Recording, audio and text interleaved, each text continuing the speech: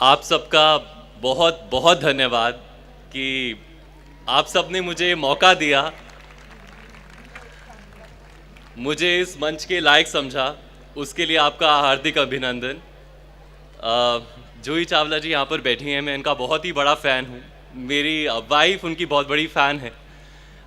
तो मुझे मौका दिया कि मैं रूबरू उनके सामने यहाँ पर मंच पे खड़ा होकर कुछ बोल सकूँ, इसके लिए आप सबका बहुत ही बहुत धन्यवाद। Thank you.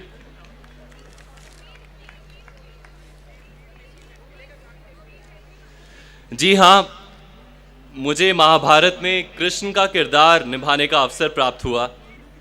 ऐसा अवसर जिसने मेरी जीवन शैली ही नहीं बल्कि मेरे दृष्टिकोण को भी काफ़ी हद तक बदल के रख दिया। आपसे सारी बातें विस्तार में तो नहीं कह पाऊंगा क्योंकि उसमें काफ़ी समय निकल जाएगा, लेकिन कुछ ऐसी बातें हैं जो मैं आप सबसे शेयर अवश्य करना चाहूँगा।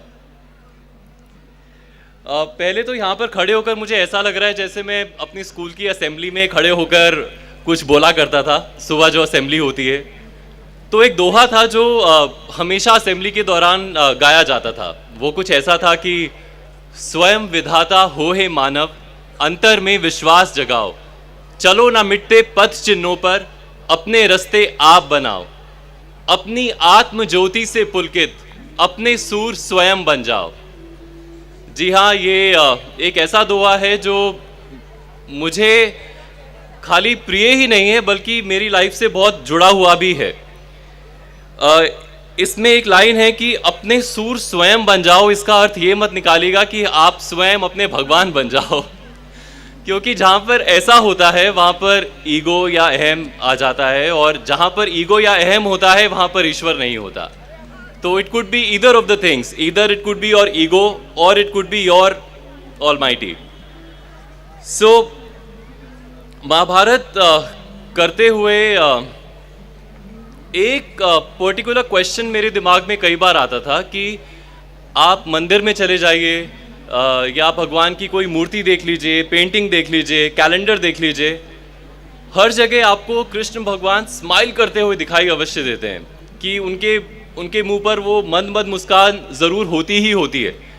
तो कई बार ये मेरे दिमाग में प्रश्न होता था कि ऐसा होता क्यों है, why every time he smiling. I asked many people around me. मैंने अपने डायरेक्टर से भी पूछा, क्रिएटिव डायरेक्टर से भी पूछा, सबके अपने अपने ओपिनियंस थे। कोई कहता था कि वो शायद इसलिए स्माइल करते हैं कि तुम करते रहो जो तुम्हें करना है, लास्ट में तो वही होगा जो मैं चाहता हूँ। तो ऐसे भी कुछ जवाब मिलते थे। लेकिन एक बार सीन करते हुए मुझे अपने आप ये सहसा कुछ ऐसा अनुभव हुआ कि शायद वो हमें टीचिंग देते हैं कि लाइफ में कैसी ही सिचुएशन क्यों ना हो, कोई भी किसी भी तरह की कोई प्रॉब्लम क्यों ना हो, उसे आप स्माइल करके पार कर सकते हैं। So this is what I understood while playing Krishna's character. Destination India ऐसी ही कई तथ्यों और संस्कारों और कहानियों से भरा हुआ है। हमें चाहिए कि हम उसका मूल्य समझें, उसे सम्मान दें और कहीं ना कहीं इन सबको अपने जीवन में उतारें। यहाँ की कलाकृतियाँ, नृत्य, यहाँ के त्यौहार सब हमारी ही धरोहर है और ये हमारी जिम्मेदारी है, हमारी रिस्पॉन्सिबिलिटी है कि हम उसे संभाल कर रखें और उन्हें प्रोत्साहन दें। आप सबने इतनी उत्सुकता और शांति से मेरे थॉट्स को सुना, उसके लिए आप सबका बहुत बहुत धन्यवाद। नया साल आरंभ हुआ है, आप सबको नए साल की हार्दिक शुभकामनाएं।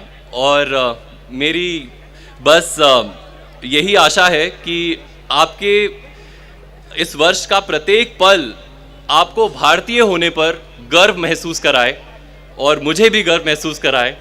इसी लास्ट विश के साथ मैं आपसे इजाज़त चाहता हूँ। Thank you.